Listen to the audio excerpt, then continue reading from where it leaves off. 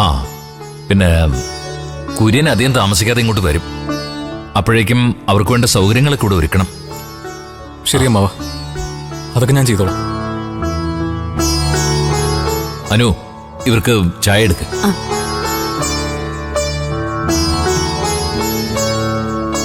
നീ എന്താ മോളേതേ ഇങ്ങനെ ഒഴിഞ്ഞു മാറി നിൽക്കുന്നേ? ഇന്നലെ കഴിഞ്ഞതൊക്കെ ഇന്നലെ കഴിഞ്ഞു. ഇനി അതൊക്കെ മനസ്സിൽ വെച്ചുകൊണ്ട് നടക്കണോ? ഇല്ലച്ച, ഞാനൊന്നും മനസ്സിൽ വെച്ചിട്ടില്ല. എനിക്ക് അപ്പപ്പോ തോന്നുന്ന ദേഷ്യം മാത്രമേ ഉള്ളൂ. നിന്നെ കൂട്ടിക്കൊണ്ടുപോകാൻ ശബരി ഇങ്ങോട്ട് വരുമോ, അതോ വിനയന്റെയും ചീരുവിന്റെയും കൂടെ തിരിച്ചു പോകാനാണോ നിന്റെ പ്ലാൻ?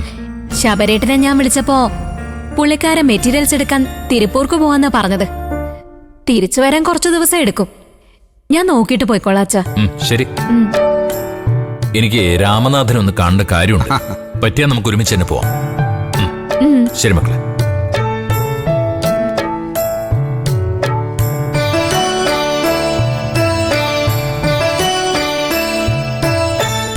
വിനയേട്ട, നിങ്ങൾ ഇത് ഇന്നലെ അറിഞ്ഞിട്ടും എന്നോടൊരു വാക്ക് പറയാതിരുന്ന എന്താ? എനിക്ക് ഉറപ്പില്ലായിരുന്നേ. രാവിലെ രഘുവേട്ടൻ ഞാനുമായിട്ട് ഉടക്കുകയും ചെയ്തിരുന്നില്ലേ? അതോടെ ഇത് നടക്കില്ലെന്ന് ഞാൻ ഉറപ്പിക്കുകയും ചെയ്തു.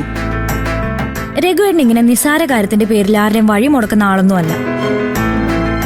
നിങ്ങളെ ആ തമ്പായിയെ വിളിച്ച് ഇങ്ങോട്ട് വരണ്ടെന്ന് പറഞ്ഞോ? ഇന്നലെ രാത്രി മുഴുവൻ ഞാൻ ആ തമ്പായിയെ ട്രൈ ചെയ്തോണ്ടിരിക്കുക. ഇതുവരെ കിട്ടിയിട്ടില്ലെന്നേ. തമ്പായി തറവാട്ടിൽ നിന്ന് പുറപ്പെടുന്നതിന് മുമ്പ് ആ കുര്യൻ വന്നിട്ട് സ്വർണ്ണം എടുത്തിട്ട് പോയാ മതിയായിരുന്നു.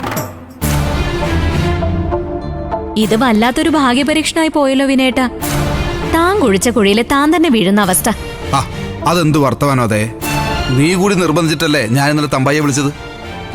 അതെ, ഞാനിപ്പോഴും അതിൽ തന്നെ ഉറച്ചു നിൽക്ക. തമ്പായി വരാതിരുന്നത് കൊണ്ട് എനിക്ക് പ്രത്യേകിച്ച് നേട്ടമൊന്നുമില്ലല്ലോ.